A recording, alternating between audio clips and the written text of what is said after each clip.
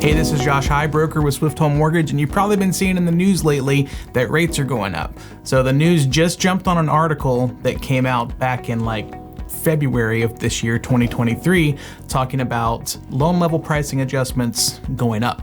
Now, we knew this was coming. This has already been baked into all of the pricing that anybody has seen since around mid-February to current times. But May 1st is the date that's in everybody's head today. It says this goes into effect on May 1st. Rates are going up. People with higher credit scores and bigger down payments are going to be paying more for their mortgages compared to lower credit scores and lower down payments. And so what does the media do best? They are really good at spreading fear and spreading panic. So I can assure you there's no need to panic here. I'm going to break this down and show you exactly what's happening, where this is coming from, and what it looks like to you as a consumer, if you're a realtor, what it looks like to your clients. So check out what I'm about to say here. I think it's going to be great information for you. So first off, what is an LLPA? That is a loan level pricing adjustment. A loan level pricing adjustment is going to be a risk-based method of pricing to help lenders and Fannie Freddie be able to mitigate risk on higher risky loans. So they're going to charge more for the loans that they feel are going to be a little bit more risky, when they're going to charge less for the loans that are vanilla, super clean, and they know that they're going to pay forever. The most common adjustments for LLPAs are going to be things like credit score, loan to value ratio, property type, occupancy, and things of that nature. So there's a huge laundry list of LLPAs that exist on every conventional Fannie Freddie loan. And if your situation or your scenario falls into one of those LLPAs, that LLPA gets tacked onto your interest rate pricing. Now, it's very common. They've been around forever. And this is something that we always speak to with our clients when we're working through this to make sure we are maximizing the scenario that you have. Sometimes it's better off to put 25% down versus 20%. So if you got a little bit of extra money, maybe we could save you some money in these pricing adjustments. Now, the big news article and the big controversy that's out right now is, hey, why are the people who are higher credit scores and bigger down payments, why are they being penalized over the lower credit score, lower down payment borrowers who are more likely to default in general? So let's take a look at that. Here are the old LLPAs, the ones that are in effect prior to this May 1st delivery date. You can see here on the old LLPAs that 740 was the best score that you could have. If you had a 780 or an 800 credit score, it didn't hurt or help you any more than if you already had a 740. So that's one thing to look at. Now the new LLPAs, you'll see that anything over 780, now that's the top score. So if you have ranges between 760 and 780, you're going to see some adjustments in here.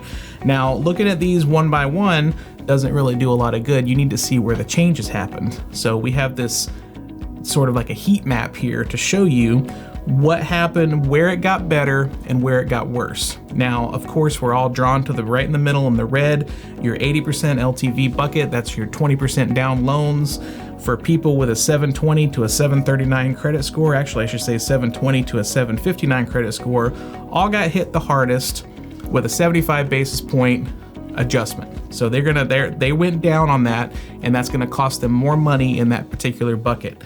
Now, if you look at your 640 to 659 that we're looking at down here in the bottom left, they got a positive adjustment on that. So their pricing got better in that 80% bucket, and it got even more attractive and better in the 95% bucket, the 97% bucket.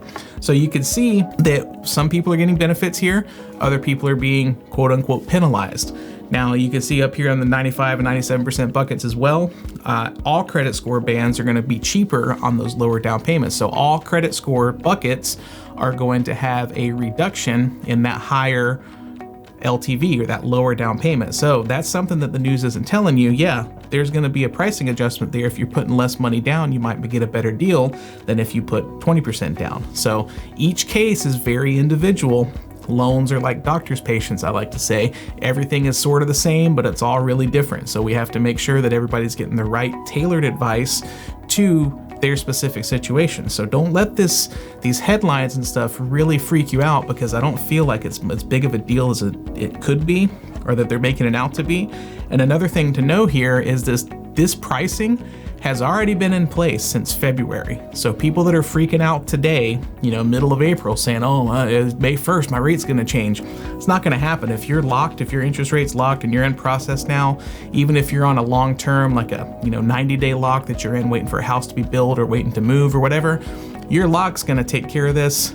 It's been in here since February, so nothing's gonna change overnight. May 2nd is not gonna look any different than May 1st. The reason that for that May 1st date is because Fannie and Freddie are receiving deliveries of loans that have been closed by that time. So all the lenders in the market have already taken this into account. They've already priced this into their pricing sheets and their rate sheets to get that moved up in the pipeline to make sure that the loans that they're starting in March and April, when they finish and get ready to be delivered to Fannie, that they will qualify under these new rate sheets and there's no penalties involved to them. So that's where that May 1st date comes from.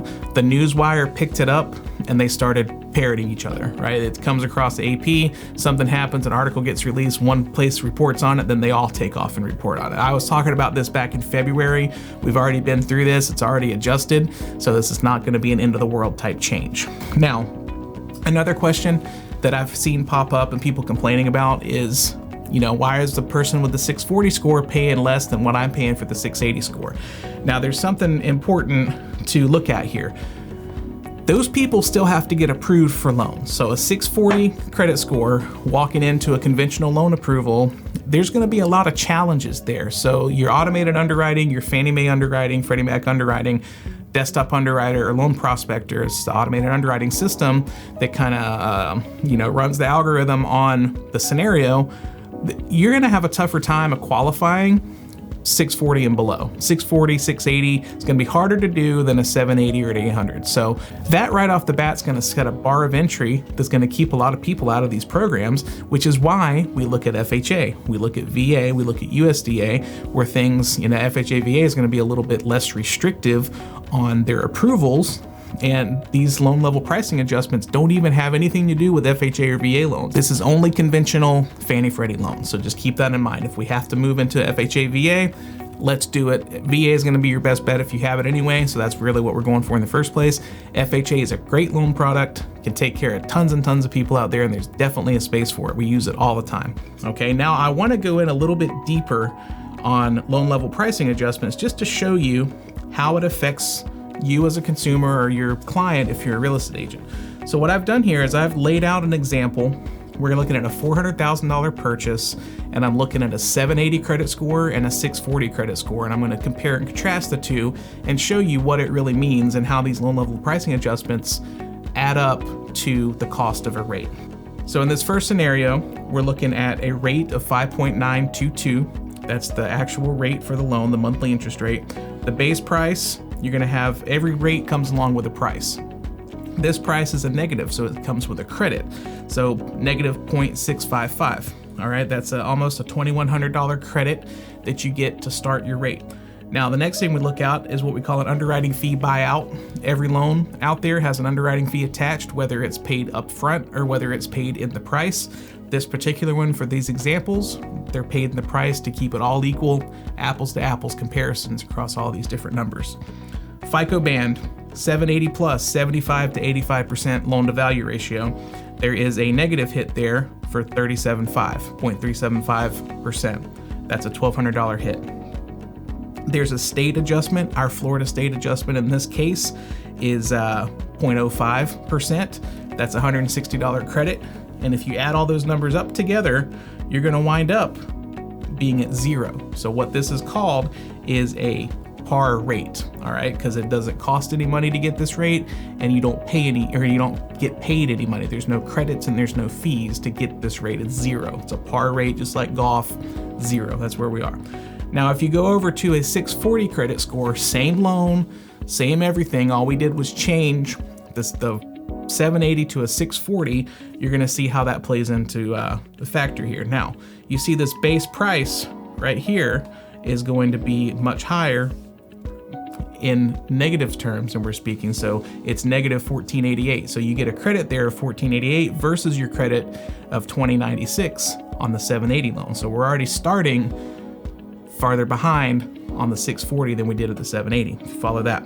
Same fee buyout's the same. Going to be the same thing there. Now here's where things get interesting. 640 is going to have an adjustment of 2.25 points. So this has a $7,200 adjustment on it because the credit score went from 780 to 640. Now, if we look back over here at our 780 credit score, you can see our adjustment is a $1,200 adjustment, but on a 640, it's a $7,200 adjustment. So that's a huge difference, a $6,000 difference there. Now, state adjustment is going to be the same. So our total final price in order to get the rate of 5.922 with a 640 credit score, it's going to cost you 2.065% in points. That's going to be a discount point or a buy down in order to get that same rate that you had with the higher credit. Now, what I did here is a step further. I went and kept the par rate for both scenarios, and you can see all of this math is the same as it was above. We got our 5.922 rate. Final price is 0, so that's a par rate, doesn't cost you anything. Now you go over here to your 640 and you look, now you can see that rate went up to 6.996, and what that's going to do is be the par rate, and it's going to cost you nothing at the end of the day because you see all these credits and all these charges are going to cancel each other out. So that's what the loan level pricing adjustment does, is anytime you look at a interest rate bucket, 780, 640, 620, 700, whatever it is, they're all going to have their own individual LLPAs in there, and they're either going to cancel themselves out, they're going to create a net credit or a net charge, depending on how the math runs and depending on what LLPAs are in that scenario. Now, the third example, this is just based on credit score so far. Example 1 and 2 have only been 780 versus 640. What I wanted to show you again here is just kind of outside the box. We're talking about a different property type now. So the first one's going to be a primary residence, and the second one's going to be a second home. And what this is, I'm going to keep the 780 score, going to keep the 400 purchase price, and you'll see the scenario that we're used to right here is going to be par rate again, 5.922. All that math is the same like it was in the last two examples. Now, if we kick over here into second home, we're going to see our par rate. That's what we're chasing here, is trying to get a par rate. We went from 5.922 all the way up to 7.625, and we're still not at par because we're at the top of the rate sheet now. We can't charge any more than 7.625 on the second home. So what's happening here is you got a base price, a pretty substantial base price credit there. Then you have your fee buyout like we had before. We have our 75 to 85 LTV adjustment. It's going to be $1,200. Just as it was on the other. State adjustment's the same, and then this whopping second home adjustment comes in for $10,800. Okay, that's going to get us a net price, net cost of $819.20, or almost about a 1/4 point in discount points to get that 7.625 rate. So if you can follow, we're looking at our normal plus a big adjustment is going to either shoot our rate up or it's going to make it much more expensive at closing in order to get that same rate that we have in our minds for that primary residence 780 20% down purchase. Now, the last thing I'll show here is this last example. I wanted to show what that same rate would cost if you wanted a second home and you wanted to keep the same interest rate as you had on your primary purchase comparison. That's going to cost you about 3.375 points at closing, almost $11,000, $10,800. That's because we started a much reduced base price of only about $2,000 versus about $12,000 on the other rate, because this lower rate has a lower credit that it's going to be able to give you because you're not paying extra interest throughout the term of the loan. That's why that rate's going to be lower. So now another thing, you just saw in the rate examples, they're not paying less than you are, right? They're paying more out of pocket to get the same rate that you have if you were a 780 credit. They're paying a higher rate if they don't want to pay more money out of pocket. So it doesn't quite translate to where the lower credit scores are paying less than the higher credit scores. It's just, that's not the way to look at it. You have to look at it in those individual slices, those small individual buckets where this credit score band gets this kind of credit or charge versus my higher credit score band, which gets this credit or charge. That's where it comes through. It's hard to really place a number value on that because all circumstances are not equal. There's so many other things happening in each loan file, which is going to drive that rate and ultimately that payment. So if you're thinking about that, try not to. It's not something you can control. It's not something we can fix with a stroke of a pen. The industry's fighting it. We don't like these adjustments. We don't like seeing more negative adjustments coming in an already rising rate environment with the prices and issues and everything else that we have against us in this market. So we don't like it. We're trying to get it changed, but it's all government stuff and you know how that goes. So we're looking to make those changes. Hopefully they get there soon. Hopefully they just repeal this stuff and go back to normal. That's what we'd love to see. So there's another one coming around in August that has to do with debt to income ratios. Debt to income did not used to be an LLPA that we had to worry about. Now, Fannie Freddie loans over 40% debt to income ratio back in, that's with your housing and all your consumer debt. Now we're gonna get penalized on that. We're gonna have to put a higher LLPA in the pricing if you're over 40%. That's not here yet. I guarantee you it's gonna come in the news probably around July. Everybody's gonna start freaking out about that. So take a pause, calm down, and let's get through it. It's gonna work, okay? If you need any help with this at all, we're here to help. You can call us on our website, visit us online. That's a ton of information, I know it is. That's something that I don't want my clients getting into the weeds on by themselves. You know, I don't want you to go out there and say, let me look at every little detail here and every little adjustment and every rate sheet and every lender and blah, blah, blah, blah, blah. This is something that can overwhelm you quickly. I can tell you that all of the lenders working in the space of conventional loans, Freddie, Fannie loans, you know, your conventional good credit type stuff, those are gonna be, we're all gonna be on the same page. We're all on the same playing field. We all have these same adjustments that we have to deal with. What you need to do is focus on what you can control, which is choosing a lender who doesn't have exorbitant over the top fees associated with their loans on the front end or higher interest rates just because they have to charge that to make a profit.